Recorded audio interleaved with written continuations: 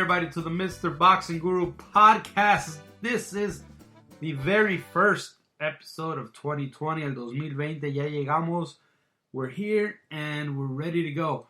I haven't done a podcast in about, 3 maybe 4 weeks, I think that is. I've been very busy. You know, tamales season has been upon us, and I never been one to turn on a tamal, so here we are. Again, guys, before I get started, that great intro you heard was from Los Anaya. It's L-O-S-A-N-A-Y-A. That's Los Anaya. You can hear them on Spotify, iTunes, and wherever great music is listened to.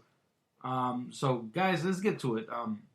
Obviously, it's a slow week in boxing.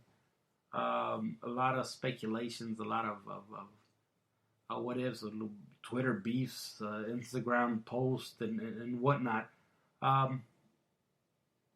But you know what? I didn't want to do a show like everybody else, that dwells on what happened in 2020. But it's kind of hard not to, man, because I'm not one to give awards, because who the fuck am I awarding these fighters? I mean, they got what they have. But there's so many things that happened in this past decade that I think in a way are kind of special. Fights that happened, fights that didn't happen, and overall, again, I think the state of boxing is in a very special place. Now there's it's a bit diluted, but the fact of the matter is that we have a lot of boxing, we have a lot of platforms to choose from. You don't necessarily have to pick one. You got your ESPNs, you got your Showtimes, you got your DAZNs.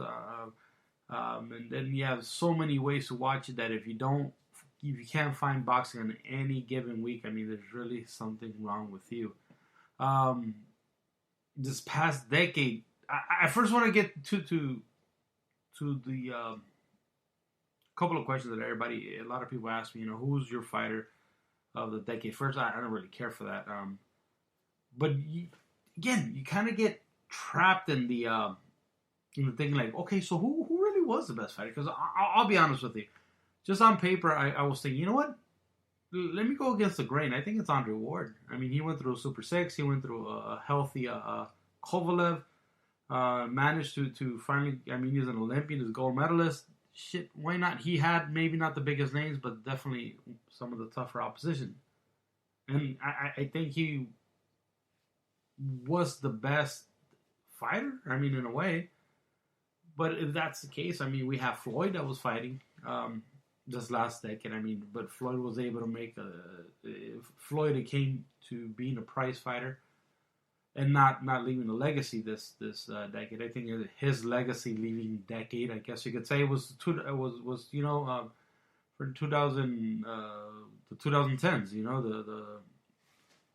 From 09 to 10 to 2010. That's when Floyd made his statement that he was here.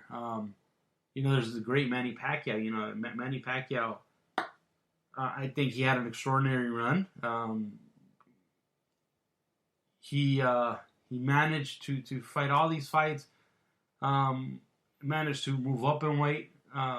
Managed to get knocked out, to fight from adversity. He managed all that, and at the end of the year, well, at least this last year, he manages to fight Keith Thurman, one of the biggest guys at 147. Arguably, could be fighting at 154 without a problem and without losing any type of power. But he is managing to fight and beat these type of young cats in his 40s. So that, with a style that's really not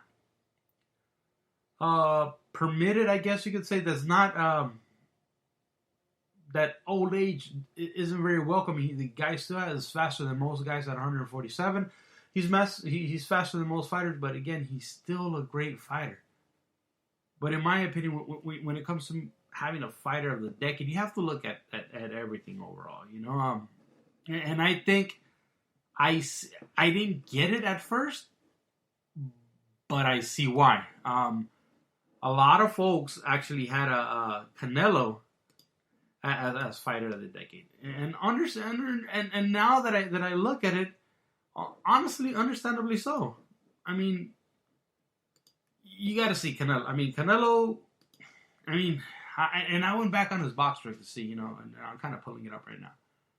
Just to get a bird's eye view, I guess you could say. He started. He started with a joke of a fight, and that's when he actually became the super welterweight champ. Fighting a guy like Ricky Hatton's brother, and that's when the mockery almost began.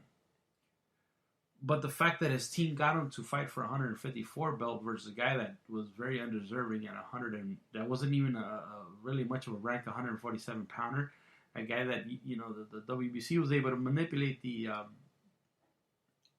rankings into putting him up there and for somehow making it okay for a guy like Matthew Hatton that I believe he campaigned at 140 or 147, and somehow go up to 154 and fight this young stud, kid. And get him a belt. Get a non-deserving belt, but they got him a belt. They were able to manage to get this guy a belt. That's very impressive. Of course, in his very next fight, he fights a guy like Ryan Rhodes. Then he fights, the Alfonso Gomez, the rapper, in 2011. Of course, he almost used Alfonso Gomez's target practice, because he decided that fight that he wanted to implement his shoulder roll, so I think most of us remember him because of that. Again, he had started to fight the has-beens of the world, and that's when it all started. And that's when I believe there's a lot of resentment for Canelo. He started fighting the Cameron Cintrons, then he fought a very aging Shane Mosley, then he fought a very underweight Josito Lopez, Austin Trout. Austin Trout was, in my opinion, a great fight for Canelo, and one of his most underrated wins. I think Austin Trout was a very legitimate fighter, and he got what he wanted from Austin Trout. He got people to say, you know what, maybe this kid's for real. And of course, then he fought Floyd Mayweather Jr., which again, can't take nothing away from this kid because at this point, he's fighting the very best. Yes, it was a money grab, but yes, I don't think many people gave Canelo a shot at winning. But yes, he fought Floyd Mayweather. Floyd.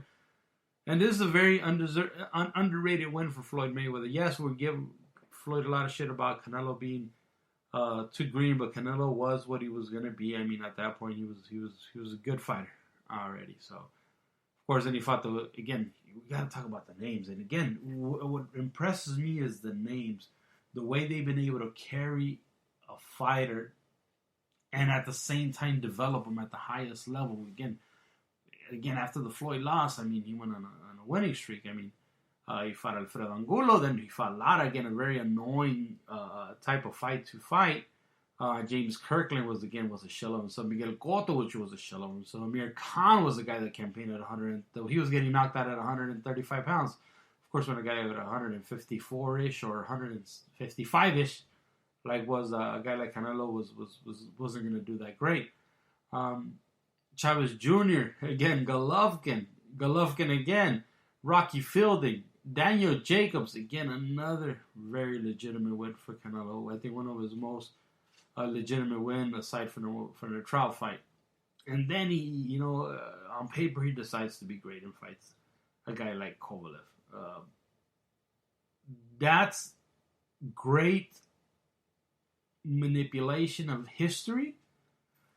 A lot of us might not like it, but that is definitely a fight of the decade. Because at the end of the day, when you look back and see, look, this is who Canelo fought. The names that I just gave you, most of those names ring a bell.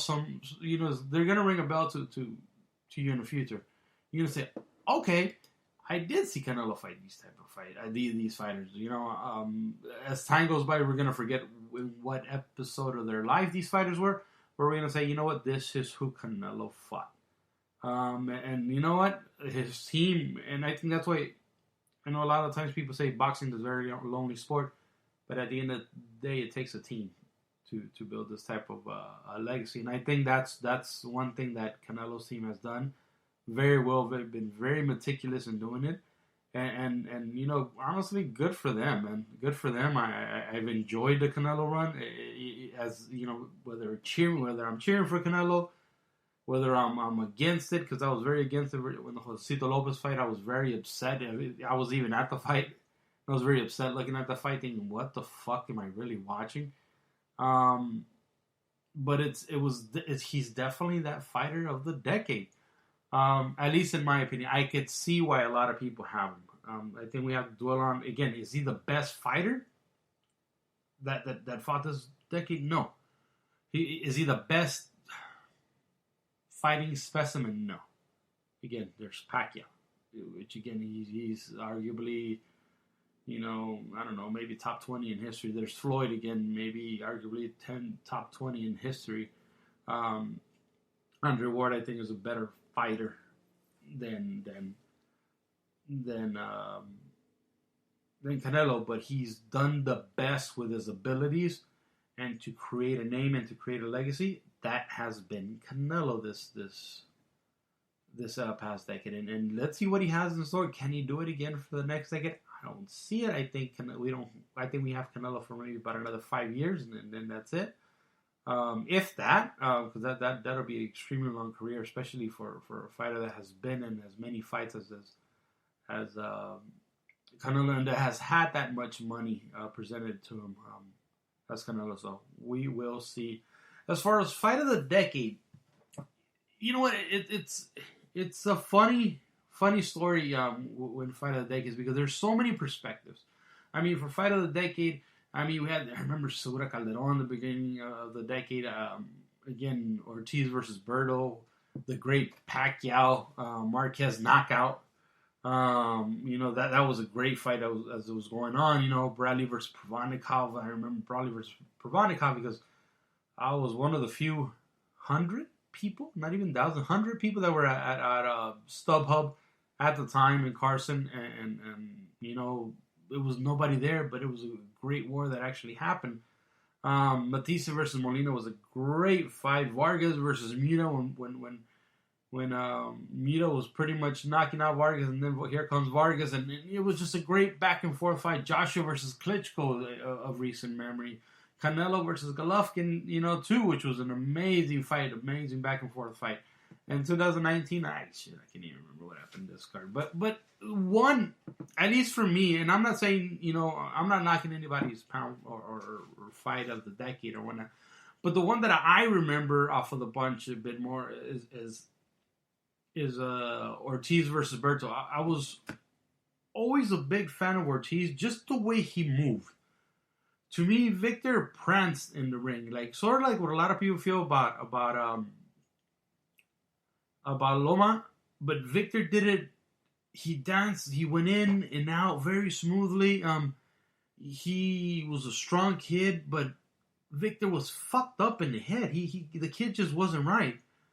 But in the very beginning stages of his career, it was again. I was more impressed by the way he boxed, especially as a lefty, going in and out, looking at, head, chin nicely tucked in, and just this beautiful right power jab that he had. It was just a promoter's dream. And Victor was a promoter's dream. I'm sorry. Very good looking kid, very strong kid, a lefty. Mexican American, again, a promoter's dream, someone that really the local fan base could get behind of. But then, the Maidana fight happened, and that's when you see the true colors of a fighter that again, I hate to call Victor a quitter, but that's what he did. I think that fight versus Victor Maidana was tainted because of his wording at the end of the fight, because of his action towards the end of the fight. But that was an amazing fight. So Victor was a king at 140. He was great at 140. Not king. Let me paraphrase. Let me fix that. He was not king, but he was a solid fighter at 140. But it got to a point where after that quit job, the promotional promoters that weren't too fond of him, I guess you could say. So here comes Heyman with their star. There's Andre Berto, a hell of a fighter at 147. Really fast hands, strong kid. Just a bull. He's the guy. He was the man at 147. He had the green belt in WBC. And Victor Ortiz was offered to fight. Now, going up to 40 to 47, that's a big jump, especially fighting a guy as much muscular, as strong as Andre Berto was regarded as. But Victor did the leap. Most expected Victor to lose the fight, as did I. But Victor mustered his way into a hell of a fight. Again, both of them being, I guess, very chinny. You could say to a certain extent. Both of them got dropped. I believe, if I'm not mistaken, Victor hurt Berto in the first round. They didn't count it as a knockout. They counted it as a slip. Came back. Then Berto came back and hurt Victor, and then vice versa. And then it kept happening. And then Victor just became this bigger, stronger man in there, and it just turned out to be a beautiful fight. And kudos to both fighters, because you need two to tango, two to make a great fight. And to me, personally, that is my fight of the decade. That's the fight that I like going back and watching. They were just two young studs. It was one of those opportunistic fights that Heyman and friends decided they felt like they could win because Victor was an inferior fighter. Victor was a fighter that had already been dropped, and Victor was a fighter that was coming up in weight. So, going from 140 to 147, the 5-pound increment stopped, and now it's 7 pounds. So that's a big deal. So to a natural, strong puncher like Berto, it was supposed to be easy work, but that's not what ended up happening. You actually got a hell of a fight, and something that me personally, I'm always going to remember. As far as, again, let's keep on. I'm kind of hooked now with this whole decade thing. Let's talk about what changed in the 2010s, because now everybody has a camera. You got the setbacks, the fight hubs, the fight this, fight that. Nobody reads anymore. Some listen, like you guys, thankfully. But everybody's watching some sort of YouTube sensation. Everybody has a fucking clickbait. We give importance to videos more than an article. Thank God there's still guys like Darren Farrell, Steve Cam, and whatnot, Dougie Fisher that put pen and paper together and give us something to read, give us something to get our minds going to and whatnot. But yeah, man, I mean, there's a lot of videos out there. Everybody has a camera now. Everybody's media. Everybody has an opinion, including my fucking self. What the fuck am I doing talking? What the fuck do I know? Again, all I'm giving you is my perspective, not as media, but as a fan. So that's I guess that's my excuse. But that's my excuse. But there's so many media outlets now. Again, so-called media outlets with certain preferences that you got the fight hype for the shoulder rolling guys. You got the setback for the paisas and the demographic. Like the younger generation, the tacuaches. The guys that religiously follow Robert Garcia and team. Which again, Robert Garcia is a hell of a trainer. And again, just a side note, Robert is my trainer of the decade. I think he's done the most. He's been the most consistent for the last decade. And he's just done a hell of a job. But yeah, that's what's changed. I mean, boxing is changing, and that's a good thing, because boxing is a very stubborn sport. Boxing is a sport that doesn't grow, and I think in the last, I would say, 2 to 3 years, has grown a lot. Of course, this decade also ruined HBO. I think that was everybody's go-to when it came to prize fighting. If there was a good fight, or good fighters that fought more than anything. Not good fight, but good fighters that fought. It was on HBO. You got that part of the show of having a great fight is also having a premium cast in there. You had Lampley, you had Roy Jones, you had Kellerman to a certain extent. You had all those guys that just had angelic voices, and we heard them week after week after week, and it was a pleasure listening to those guys. And I'm glad I got to listen to them for most of my I guess teen and adult life. Since I've been a boxing fan, I remember Jim Lampley. So that's one of the things that I'll miss in from the 2010 to 2019. Of course, we can't talk about this past decade without the KO of the year. that Marquez KO over Pacquiao was just very scary when you saw it, because Pacquiao had always been so dominant. In each and every one of his fights, he has been dominant. It was up to that point. It was very little fights where he wasn't dominant. I think it was one versus Morales, where Morales beat him, and then after that, of course, he took over. But every time he fought Marquez, regardless of the weight, because Manny kept going up in weight, and you felt, okay, now Marquez is going to be too small for him. Now he's going to really hurt Marquez now. But Marquez seemed to adapt to each and every one of Manny's new weight classes, and he always seemed like he got the raw end of the stick, because it always seemed like it was very controversial. It always was like, oh no, I got Marquez winning, yeah, but you can't win going backwards, blah blah blah. Then the debate started between the Pac-Tards and the Marquez fans and whatnot. But it continued for many years till that one day where Marquez was getting his ass beat. He had his nose busted open, and somehow, some way, I believe was it a right hand? Not very sure right now. I'm kind of sleepy. It's around midnight right now. But somehow Marquez landed that perfect, again, I'm going to say right hand, that put Manny to sleep. Now, at first, I don't know if you guys remember or not, but there was these,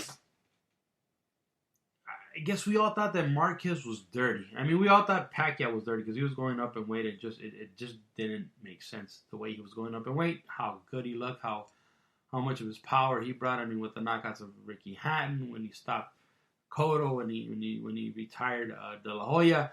I mean, all those fights were, you were happy. I mean, for Manny, because look, we get to see a star, but there was always a question mark. There was always a moment. Like, what the fuck is really going on? Well, what type of pharmacy is he on? And again, nothing was ever proven for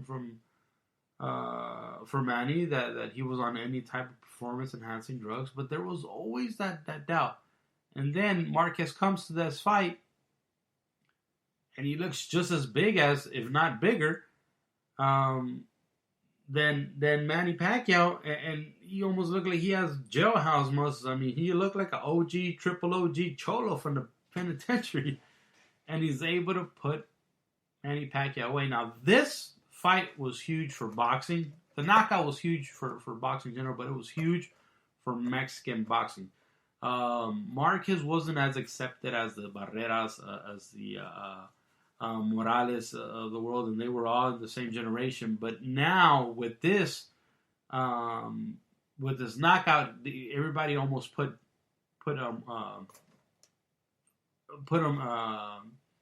Marquez in that same category, or higher than the Barrera and Morales. A lot of people are calling him, the best, one of the best Mexican fighters, or adding him up there with the great Julio Cesar Chavez. One thing that surprised me, and I always hated, was the fact that Marquez never gave Manny the shot to redeem him. So when Manny Pacquiao always gave him that shot, maybe it was not immediate, but it was eventually he did it. In a way, it was good.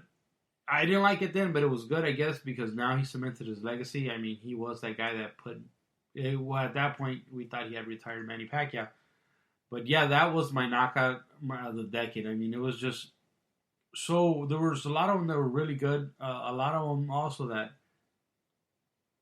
maybe might have been better, but as far as meaningful, this was great. And that goes to give Pacquiao credit.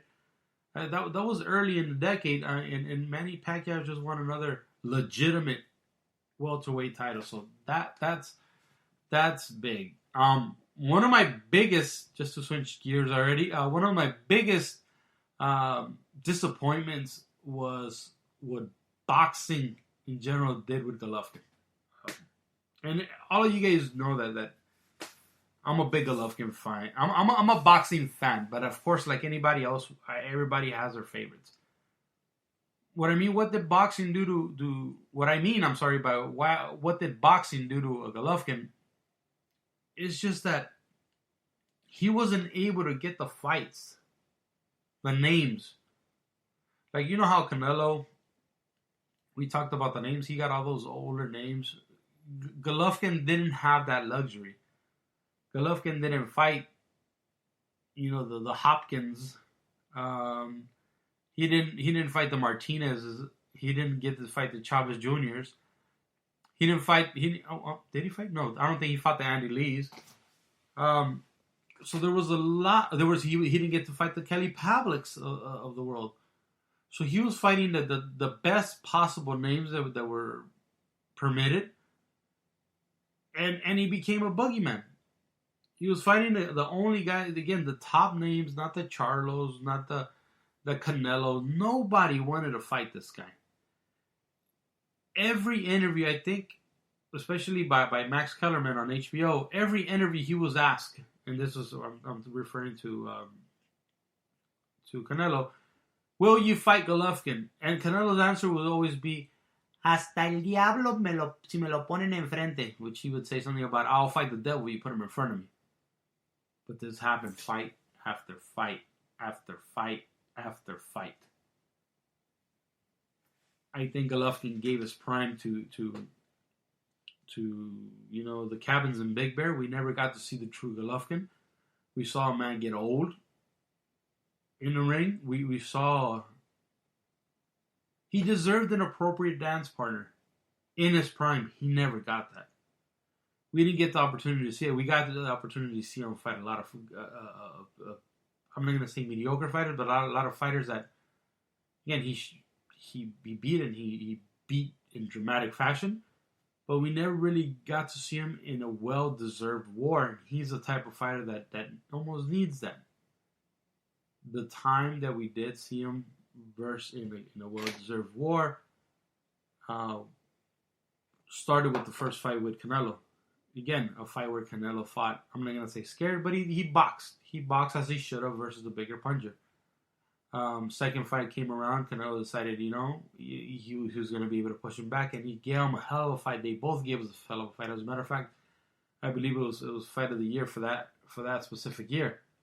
And I think that was 2018. Again, a very past, again, those type of fighters like Golovkin, pressure fighters, these are guys that are really beating themselves up. And again, that's my only disappointment of this decade. Not able to see a guy like Golovkin in a well-deserved war. Whether he won or lost, I don't care. Look, you guys already know. I don't give a shit if a fighter wins. I want to see as a good fight. And I never got to see that for Golovkin until I believe he was a bit past his prime, and Canelo was. I don't even think he was in his prime because I think Canelo was still growing as a fighter. So. That's my biggest disappointment of this decade. And I think what I'm gonna miss most, other than HBO, of course, not HBO itself, but their commentators. It's real fighters. I think we don't have them anymore. Everybody's counting each other's Instagram follows and how many asses they put on seats and whatnot. But I miss real fighters. I miss one in particular is going to be Brandon Rios. I think Brandon gave us his most honest work in each and every one of his fights that he fought. Whether it was his fights with the scales or the fights in the ring where it was just brutally beautiful. And I don't think this past decade really saw someone that, let's be honest, Brandon is had the type of style of a club level fighter, but the balls that the kid brought into each and every one of his fights, it's something that became unrivaled throughout boxing. He wasn't the fastest guy. He wasn't the strongest fight. He wasn't the strongest fighter. He was the guy that was gonna outwill you and beat the shit out of you as much as he possibly could, and he loved that shit. He loved when he got hit, and he loved just a great fight. He loved entertaining us. We don't have those type of fighters coming in 2000, for the 2020s. maybe we do. We have a lot of great talent, a lot of fighters that I'm really looking forward to, and I'll talk about them in a minute. But fighters like Brandon Rios, Mike Alvarado, Antileon, those type of rugged, just brother, those type of fighters. I mean, I don't see them anymore. The Salidos, which again, that's another fighter of the decade that we don't really talk about. That's the guy that beat the shit out of Loma, in his first go around. We don't see those type of fighters, and it's a shame. It's good in a way for fighters, but man, do I miss those Brandon Rios fights. But as far as what do we have to look for in 2020, I mean, look, the decade's over. Let's move forward. We got a brand new decade to look forward to. I mean, look, we got fighters like what? Teofimo Lopez just became a champion at only 15 fights. A really, really special talent in my opinion. Again, and we go back to his record. Again, 15 fights. He's being developed, in my opinion, the right way. His father is writing checks that his son could cash. I guess that's the saying, or whatnot. But look, man, this guy has 15 fights. He just won a major belt versus a legitimate opponent. Not a Matthew Hatton, but a legitimate opponent. My only fear for fighters like this is that they are peaking too soon. What's next? 140, 147? I mean, this guy is not that big. But he's fun to watch, man. He's very fast, great eye-hand coordination. Always knows where he's at. I'm not sure. The things, there's a lot of questions. I mean, is he chinny? Is he not? We never seen him in that type of fight. But he's a hell of a fighter, man. I mean, he beat Magdaleno, he beat Kami. Kami was big. Magdaleno was just Magdaleno. It's just another guy with a skirt. But that's his only name that he fought. He didn't get all the names before getting a belt. He got a legitimate fight. So that's, in my opinion, that's pretty big. We got the Virgil Ortiz's again. Virgil Ortiz is another kid that's very special. He's one of those kids that I really hope they move the right way.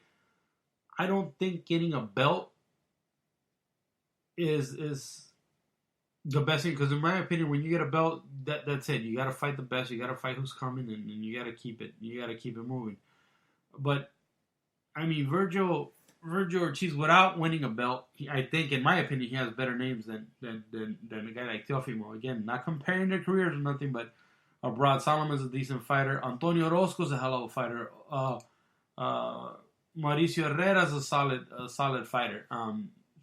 These are fighters that, maybe at the time of their career, with the exception of Antonio Orozco, I think Antonio Orozco is a hell of a fighter, hell of a 140-pound fighter, but he was able to dispose of him with ease, and that's something that I think, especially, he reminds me of a young Fernando Vargas.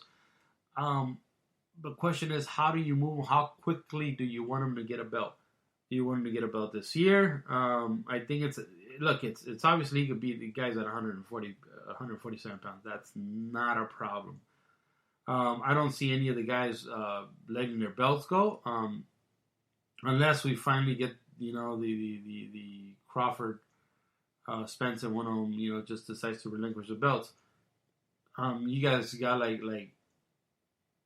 and also, and I know you guys don't want to hear this. But you guys got other fighters that I'm not so much that I'm looking forward, but you know what? I guess I kind of am. I'm kind of looking forward to the circus, and that circus, I mean, Ryan Garcia. I look at the fights right now. Ryan has 19 fights already, arguably versus no one. I think there's a couple of names in there. Romero Duno, which is a fight that was a very, very solid fight. And I think it's a legit. Even this fight that he has coming up with Francisco Fonseca, I think it's a very solid fight. You got Carlos Morales that he fought too, but for the most part, And Carlos Morales was used because of his lack of power, just like he's being used versus Linares. Again, versus because of the lack of power. Now, don't expect Ryan to fight any top opposition because they're going to manipulate his career. They're going to manipulate history, just like they did with Canelo. And kudos to them if Ryan allows it to, because I have a feeling Ryan's might flip the fuck out and just not take their advice and just move on and could fuck everything up. But if Ryan lets Golden Boy handle his career, I could expect him to be the next superstar, next Canelo, because I think they'll be very careful on who they fight. Eventually, they'll get a Ryan a loss just to kind of hold him down a little or just to ground him a bit. But the thing is with Ryan is that you guys as boxing fans honestly don't give a fuck about him. So I think they'll get him a loss to please the hardcore boxing fans. But the ones that are really going to buy those tickets, which are all these 15, 16-year-old girls, they don't care if he wins. If he loses, they're going to be more empathetic to him. They're going to want to go to his next fight just to make sure that he's okay this time around. So Ryan is here to stay. I don't think his promoter is going to do anything stupid with him. They're not going to put him in fights that he cannot win. If Ryan ends up losing, like I said, and I don't see him losing anytime soon, it's going to be because he fucked up. But he has a great team around him with the Reynosos. You can't ask for a better camp. He has a hilarious father that just loves the limelight, and it's really useless. But again, that's a whole nother story. But he's a kid that's here to stay. They're gonna use him. They're gonna move him well, and they're gonna sell a lot of tickets, and they're gonna milk the zone for every possible dime that they probably can, and good for them. Good for them. Now, as far as this year coming up, now that we got rid of the so that's pretty long there. Now that we got rid of the past decade, let's move forward. What am I expecting, at least in the near future? Fights that I'm really looking for. I really think that guys like Spence and guys like Crawford are really going to take over their career. And I know I might sound optimistic to a lot of you guys, but I really think that's going to happen. Look, man, if Wilder and the Gypsy King were able to talk themselves and their promoters and their bigger entities into making a bigger fight, I think the same can go for Crawford and Spence. I think I think it was today or this past weekend. Crawford's been going in on Spence, and I think eventually they're just gonna let these guys fight. They're gonna be like, you know what, this is the fucking fight we want. Let's do the same thing that these guys are doing. Let's do a ESPN Fox joint pay-per-view, and let's make the fight happen. I think that'll really be a hell of a fight. And why not? Look, man, whoever wins. I don't really care who wins. I just want to see a badass fight. I think these are one of the, arguably the two top 147 pounders and shit. Why not? I would love to see a Crawford Spence. Other fights other than that I'm looking for that are going to be this, that I would hope they're going to be this, or it's going to be like Joshua Wilder. And yes, I'm saying Joshua Wilder regardless of if Wilder wins versus the Gypsy King. And the reason why I say Wilder, look, man, this Wilder versus Gypsy King is not going to be a fun fight. Last time they had two fun moments, and that was in the knockouts. Yeah, that were fun. It was one of those. They were one of those knockouts where you didn't think the guy was going to get up, and he finally did. Very over dramatic. Again, great for boxing, but it really doesn't take away that the rest of the fucking fight was a snooze fest. It was a guy moving around and another guy with a lazy fucking hand chasing him around. To me, the heavyweight supremacy, and I honestly, and just a side note on that, I think Wilder's going to knock out the Gypsy King and get rid of him. But Wilder versus Joshua is really the fight to make. And, of course, Andy Ruiz almost derailed that because he was able to knock out Joshua earlier this past year in 2019. And, of course, Joshua redeemed himself by boxing Andy Ruiz's head off. But this is really the fight of the times. This is for heavyweight supremacy. This is, number 1A versus number 1B. This is the fight stylistically that I want to see. I think they'll be both very careful. I think they both have the ability to hurt each other. I think Joshua can box, he can crack, and he can fall. And I think Deontay, we've seen him hurt. I think a guy like Joshua can hurt him, but we also know that Wilder could hurt Joshua very, very easily with that type of power. So these are fights that I'm really looking forward to. And as far as the other one that I'm looking forward to, again, we're just talking about this year, is a fight, which is Valdez versus Berto. And the only reason why I'm really looking forward to, one, I think it's pretty much done. And two, I really hope it's at StubHub that we could all have one great tailgate. I do want to do a great tailgate at StubHub. This past year didn't permit me to do anything. I really want to make sure I do it, and I think boxing fans deserve it. They deserve not for the meaning of the fight, because who cares? This is a fight that Valdez will probably lose. But I think it's gonna be a fun fight. It's nothing like all Mexican war and I don't even want to say Mexican, just all brawler war. And I think it's one of those fights where it'll just bring out the best in boxing fans, and I think boxing fans will leave very, very pleased. And another thing, of course, my guy Golovkin. I want to see him in a career-defining fight this year. I think there is that ability to do it. There's a very short window to where he can do it. I saw him that he's back. He's not back, but he's on.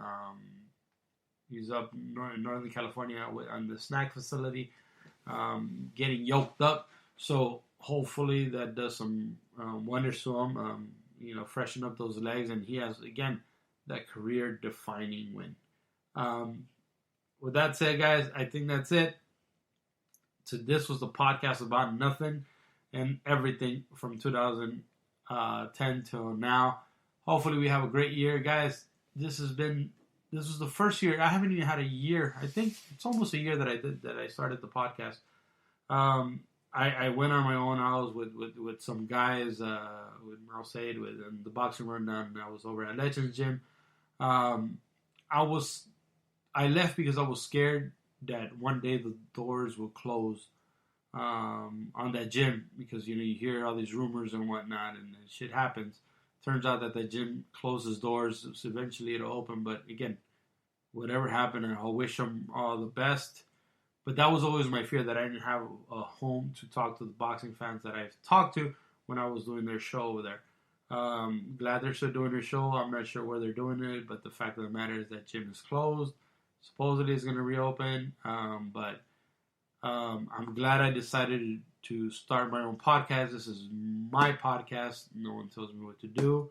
Well, no one told me what to do over there either, but still, I had to hold myself back sometimes because of other entities that I work. So nothing like doing things on your own, be your own boss, do your own shit, go and kick ass in 2020, and I'll see you guys soon for we can do some sit-ups together, guys. Alright, guys, with that said, thank you guys for listening. This is and has been Recibió dos fusilazos que le partieron el pecho. Los demás de la cordada de aquellos se sorprendieron. Si quieren pueden matarme, que yo ya vengué a mis viejos. Dicen que lo fusilaron, otros que se fue muy lejos.